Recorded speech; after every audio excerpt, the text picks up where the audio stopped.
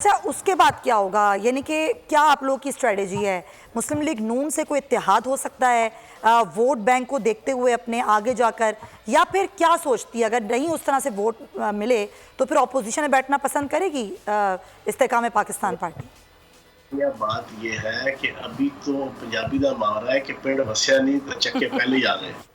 ठीक है ना। गन्ने लाए नहीं तो गन्ने चुपड़ का जनाब ताना दे के पहले ही कुटकुटाई शुरू कर दी है ना।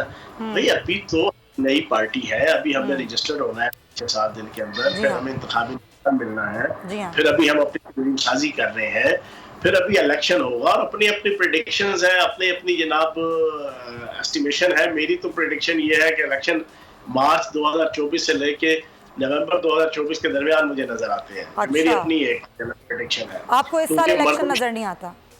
नहीं, मर्दमशुमारी के जो मामलात हैं, जो मर्दमशुमारी का पूरा एक दफ्तर खोला हुआ रियासत ने, वो इतनी आसानी से तो नहीं बाइंड अप होता। अभी आपका तकरीबन 2 से 3 महीने अभी आप मर्दमशुमारी आपकी जना कंप्लीट नहीं हो पा रही।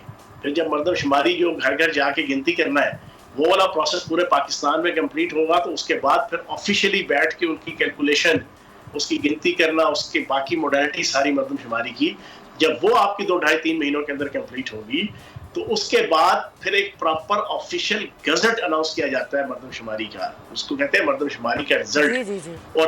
और आईने पाकिस्तान के अंदर ये तहरीर है, ये आर्टिकल है बकायदा, कि जब भी पाकिस्तान के अंदर मर्दमशुमारी नहीं होगी तो उसका ऑफिशियल गजट अनाउंस होने के बाद, ऑफिशियल रिजल्ट अनाउंस होने के बाद, रियासत पाकिस्तान पाबंद है कि अगला इलेक्शन, जो से अगला इलेक्शन हुआ कौमी सूबाई असेंबली का जनरल इलेक्शंस, वो नई हदबंदियों पे होंगे। कौमी और सूबाई असेंबली की नई हदबंदियों के ऊपर आइन पाबंद करता है हर मर्दमशुमारी के बाद। अब वो पूरा 4 से 6 महीने का प्रोसेस है। तो मैं ये समझता हूं कि ये अभी तकरीबन मार्च 2023 से लेके नवंबर 2023 तक, ये मेरा जाती जो मैं हालात और वाकयात देख रहा हूँ एक सियासी कारकुन की हैसियत से।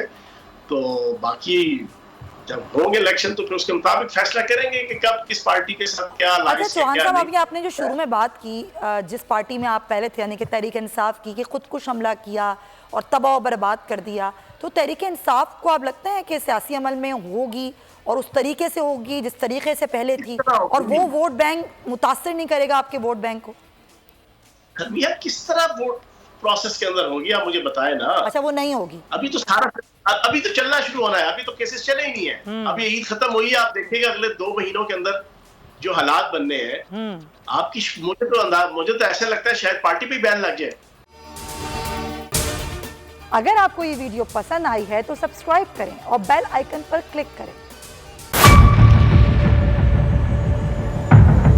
बड़ी ईद की खुशियों में बोल ने दिया अपने अवाम का साथ। अवामी शिकायत पर बोल ने उठाई आवाज।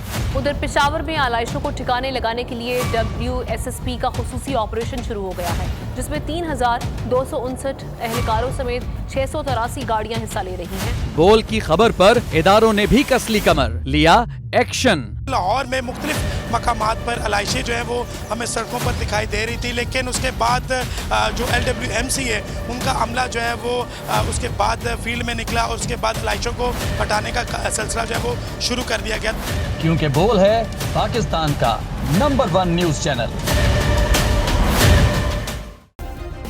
सब्सक्राइब करें और बेल दबाएं ताकि कोई खबर रह न जाए।